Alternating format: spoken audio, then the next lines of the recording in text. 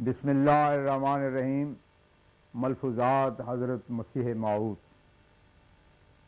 جس قدر یہ نشانات اور آیات یہاں ظاہر ہو رہی ہیں، در حقیقت رسول اللہ صلی اللہ علیہ وسلم ہی کے خوارق اور معجزات اور پیشگوئیاں قرآن شریف ہی کی پیشگوئیاں ہیں، کیونکہ آپ ہی کی اتباع اور قرآن شریف ہی کی تعلیم کے ثمرات ہیں۔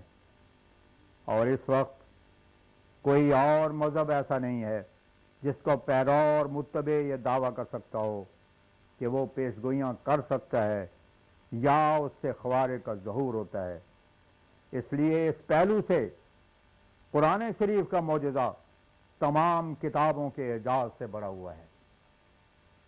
پھر ایک اور پہلو، فصاحت، بلاغت ایسی اعلیٰ درجے کی، اور مسلم ہے کہ انصاف پسند دشمنوں کو بھی اسے ماننا پڑا ہے۔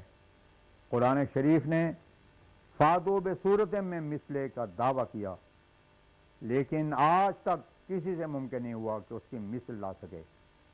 عرب جو بڑے فصیح و بلیغ بولنے والے تھے اور خاص موقعوں پر بڑے بڑے مجمع کرتے اور ان میں اپنے قصائد سناتے تھے، وہ بھی اس کے مقابلے میں عاجز ہو گئے۔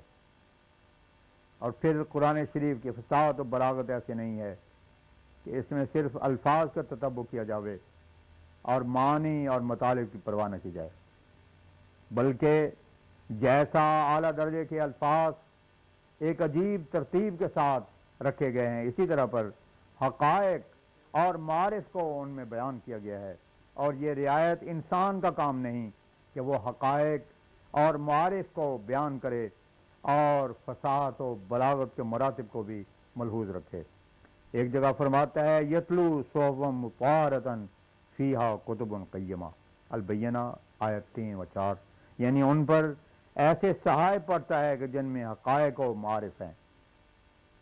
انشاء والے جانتے ہیں کہ انشاء پردازی میں پاکیزہ تعلیم اور اخلاق فاضلہ کو ملحوظ رکھنا بہت ہی مشکل ہے، اور پھر ایسے مؤثر اور جاذب تعلیم دینا جو صفات رذیلہ کو دور کر کے بھی دکھا دے اور ان کی جگہ اعلیٰ درجے کی خوبیاں پیدا کر دے۔ عربوں کی جو حالت تھی وہ کسی سے پوشیدہ نہیں، وہ سارے عیبوں اور برائیوں کا مجموعہ بنے ہوئے تھے، اور صدیوں سے ان کی یہ حالت بگڑی ہوئی تھی۔ مگر کس قدر آپ کے فیوزات اور برکات میں قوت تھی کہ 23 برس کے اندر کل ملک کی کایا پلٹ دی۔ یہ تعلیم ہی کا اثر تھا۔ ایک چھوٹی سی صورت بھی اگر قرآن شریف کے لے کر دیکھی جاوے تو معلوم ہوگا کہ اس میں فصاحت و بلاغت کے مراتب کے علاوہ تعلیم کی ذاتی خوبیوں اور کمالات کو اس میں بھر دیا ہے۔ سورہ اخلاص ہی کو دیکھو کہ توحید کے کل مراتب کو بیان فرمایا ہے اور ہر قسم کے شرکوں کا رد کر دیا ہے۔ اسی طرح سورہ فاتحہ کو دیکھو کہ کس قدر اعجاز ہے۔ چھوٹی سی سورت جس کی 7 آیتیں ہیں، لیکن درس سارے قرآن شریف کا فن اور خلاصہ اور فہرست ہے۔ اور پھر اس میں خدا تعالیٰ کی ہستی، اس کے صفات، دعا کی ضرورت، اس کی قبولیت کے اسباب اور ذرائع، مفید اور سودمند دعاؤں کا طریق، نقصان رساں راہوں سے بچنے کی ہدایت سکھلائی ہے۔ وہاں دنیا کے کل مذاہب باطلہ کا رد اس میں موجود ہے۔ اکثر کتابوں اور اہل مذہب کو دیکھو گے کہ وہ دوسرے مذہب کی برائیاں اور نقص بیان کرتے ہیں اور دوسری تعلیموں پر نکتہ چینی کرتے ہیں، مگر ان نکتہ چینیوں کو پیش کرتے ہوئے یہ کوئی اہل مذہب نہیں کرتا کہ اس کے بالمقابل کوئی عمدہ تعلیم بھی پیش کرے اور دکھائے کہ اگر میں فلاں بری بات سے بچانا چاہتا ہوں تو اس کے بجائے یہ اچھی تعلیم دیتا ہوں۔ یہ کسی مذہب میں نہیں۔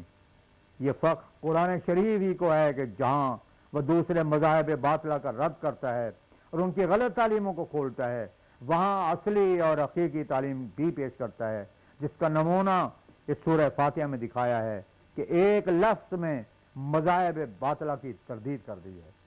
بس فرمایا الحمدللہ، ساری تعریفیں خواہ وہ کسی قسم کی ہوں وہ اللہ تعالیٰ ہی کے لیے سزاوار ہیں۔ اب اس لفظ کو کہہ کر یہ ثابت کیا کہ قرآن شریف جس خدا کو منوانا چاہتا ہے وہ تمام نقائص سے منزہ اور تمام صفات کاملہ سے موصوف ہے، کیونکہ اللہ کا لفظ اسی ہستی پر بولا جاتا ہے جس میں کوئی نقص ہو ہی نہیں سکتا، اور کمال دو قسم کے ہوتے ہیں، یا بالحاظ حسن کے یا بالحاظ احسان کے۔ پس وہ دونوں قسم کے کمال اس لفظ میں پائے جاتے ہیں۔ دوسری قوموں نے جو لفظ خدا تعالیٰ کے لیے تجویز کیے ہیں وہ ایسے جامع نہیں ہیں، اور یہی لفظ اللہ کا دوسرے باطل مذاہب کے معبودوں کی ہستی اور ان کی صفات کے سلسلے کی پوری تردید کرتا ہے۔ مثلا عیسائیوں کو لو، وہ جس کو اللہ مانتے ہیں وہ ایک عاجز ضعیف عورت کا بچہ ہے جس کا نام یسوع ہے۔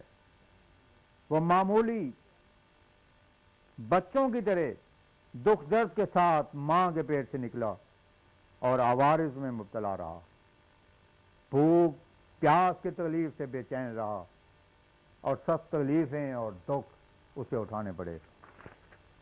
جس قدر ضعف اور کمزوریوں کے عوارض ہوتے ہیں ان کا شکار رہا، آخر یہودیوں کے ہاتھ سے پیٹا گیا اور انہوں نے پکڑ کر صلیب پر چڑھا دیا۔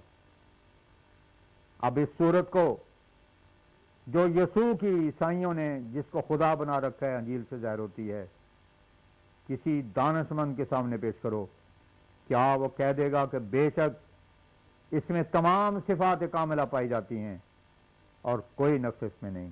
ہرگز نہیں، بلکہ انسانی کمزوریوں اور نقصوں کا پہلا اور کامل نمونہ اسے ماننا پڑے گا۔ تو الحمدللہ کہنے والا کب ایسے کمزور اور مسلوب اور ملعون کو خدا مان سکتا ہے؟